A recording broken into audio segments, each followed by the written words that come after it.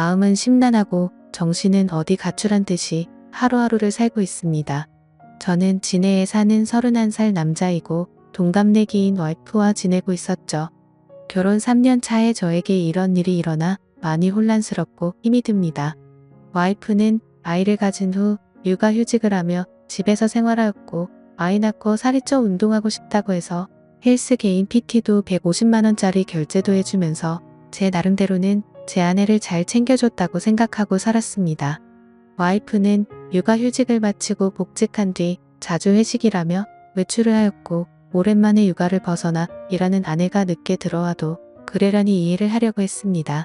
그런데 제가 너무 이해를 해준 탓일까요? 술을 먹고 새벽 4시 넘어 귀가하는 시간이 점점 늘어가기 시작했고 의심을 하면서도 저희에게는 눈에 넣어도 안 아픈 두 돌도 안 된 아기가 있는데 설마 그런 짓을 할까 생각하였습니다. 올해 3월 아이가 두 돌이 되기 며칠 전 저는 보고 싶지도 생각하기도 싫은 장면을 보았습니다. 빌라 2층 베란다에 있는데 어떤 남자와 와이프가 함께 빌라 입구로 오더니 남자가 제 와이프에게 목에 멍자국 잘 가르라는 말을 하는 걸 들었습니다. 그 소리를 들은 저는 격분해서 베란다 위에서 뭐냐고 따지니 남자놈은 택시를 타고 도망가듯 갔고 와이프는 집으로 올라오더니 회사 동생에게 무슨 짓이냐고 적반하장으로 나오는 겁니다. 아내는 술도 안 먹었다고 하는데 술 냄새가 났고 그 상태로 아기가 자고 있는 곳으로 가려고 해서 저는 그 몸으로 어딜 가냐고 화를 냈습니다. 그러고는 화장실에 들어가서 안 나오길래 장모님께 먼저 전화를 걸었고 팔은 안으로 굽는다고 장모님은 그럴 애가 아니다 라고 반복해서 말을 하시더라고요. 제가 장모님께 전화하는 걸 들었는지 와이프는 밖으로 나와서 장모님과의 통화를 끊어버리더니 나도 숨 좀 쉬고 살자고 하는 겁니다. 솔직히 와이프는 주간 야간을 번갈아 가며 일을 하는 회사였었고 저는 야간이 없는 병원 일을 해서 칼퇴가 가능해서 애를 돌보는 건 온전히 제 몫이었습니다. 저는 5시 반 퇴근이라 어린이집에서 애를 데려오는 것도 제가 했고 집에 데려와 애를 씻기는 것도 밥을 먹이는 것, 재우는 것 그 모든 걸 제가 다 했습니다. 힘들지 않았다면 거짓말이겠지만 애를 제대로 돌보지 않는 아내에게 이교대하니까 힘들겠지 하면서 제가 다 했습니다.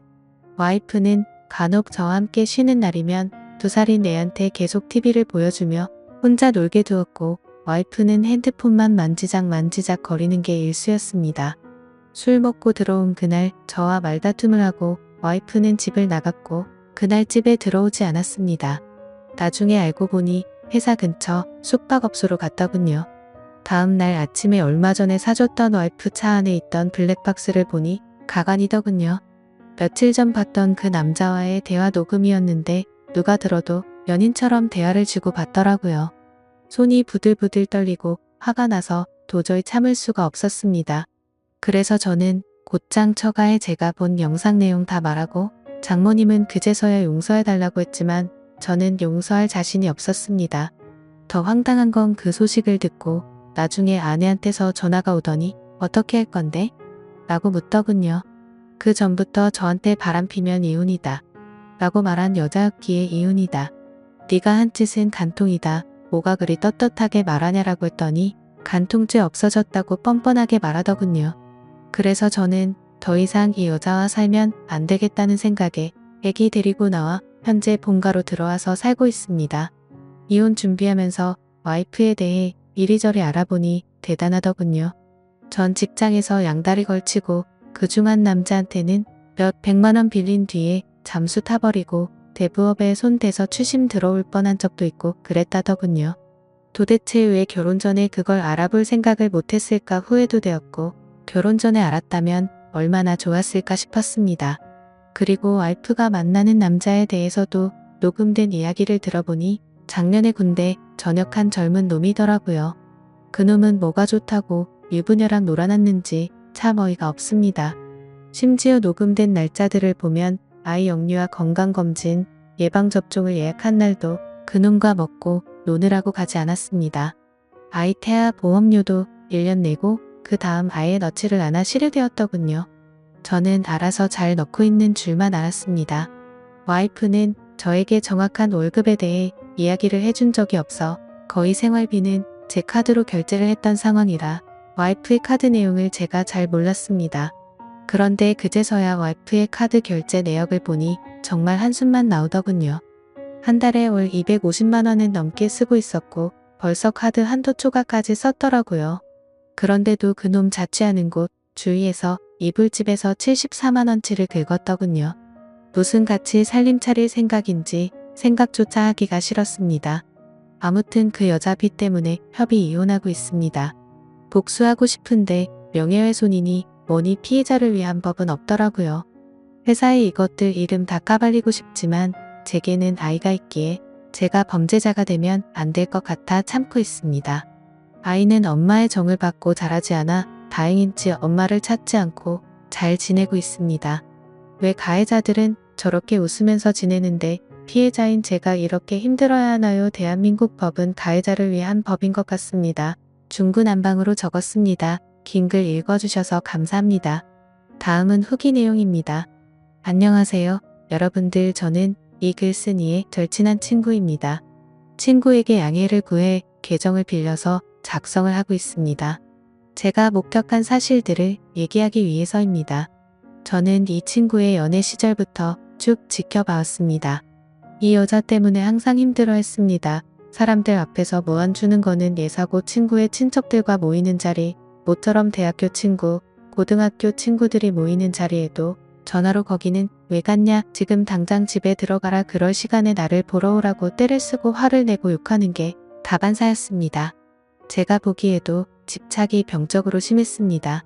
친구들 커플끼리 놀러갈 때도 자기 맘에 안 드는 게 하나라도 있으면 바로 버스를 타고 혼자 집에 가버리고 집에 가서 전화로 화내고 욕하고 그러더군요. 더 웃긴 일도 있습니다. 결혼식 전날 친구 커플들끼리 모였습니다. 분명히 그 여자한테도 얘기를 했고요. 임신 때문에 술을 마시면 안 되니 친구 보고 혼자 가서 놀라고 했습니다. 친구들끼리 재밌게 노는데 수시로 전화가 오더군요. 나 빼고 노니깐 재밌냐고 하면서 집에 빨리 안 들어가냐고, 뭐하는 짓이냐고 온갖 소리를 지르더라고요. 옆에서 통화를 듣고 있던 저희 친구들도 다 황당했습니다.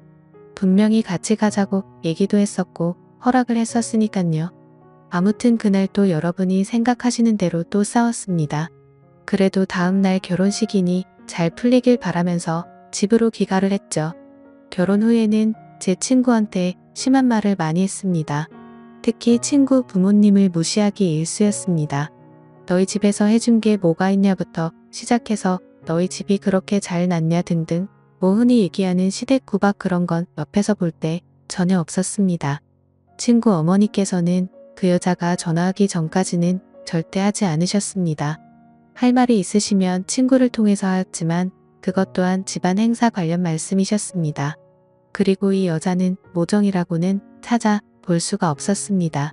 친구에게 들은 얘기도 있지만 제가 친구 집에 놀러가서 본 장면도 있죠.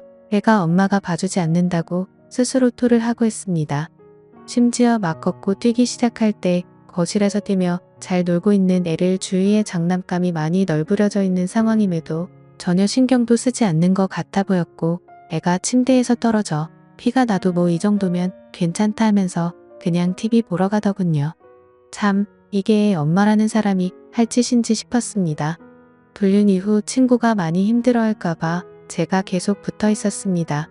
그 당시 친구의 눈은 거의 돌기 직전이었으니깐요. 혹시나 사고를 칠까봐 혼자 둘 수가 없겠더라고요. 위에 친구가 작성한 글에도 있지만 그 사건 다음날 전화가 왔습니다. 예, 그때 제가 옆에서 다 들었죠. 간통죄 없어졌다. 갈 때까지 가보자. 오히려 적반하장으로 그 여자가 먼저 이혼 조건을 걸더군요. 그리고 이틀 후 법원에서 만났습니다. 친구는 도저히 혼자 갈 자신이 없다고 하면서 같이 동행해달라고 부탁을 해서였죠. 처음에는 친구 혼자 법원에 들어갔다가 주차장에서 기다리고 있는 저한테 전화가 와서 같이 있어달라고 하더군요. 무슨 일이지 싶어서 가봤습니다. 이 여자 정말 대단하더군요. 껌을 짝짝 씹으면서 본인이 먼저 조건을 제시했으면서 이제 와서 말을 다 바꾸더군요. 법원에서 어디선가 상담을 받고 온 듯 했습니다. 어찌 그리 뻔뻔하던지 도저히 참지 못하고 제가 법원에서 짜증까지 냈습니다. 오히려 친구는 차분해졌으나 제가 눈이 돌았어서 친구가 오히려 저를 말렸습니다. 작성하다 보니 다시 화가 날 정도로 상종 못할 인간이었죠. 제 친구 정말 많이 힘들어했습니다. 본인 일 아니라고 쉽게 말하시는 분들 익명이라고 그러지 않으셨으면 좋겠습니다. 제 친구에게 많은 격려와 위로 부탁드립니다. 감사합니다.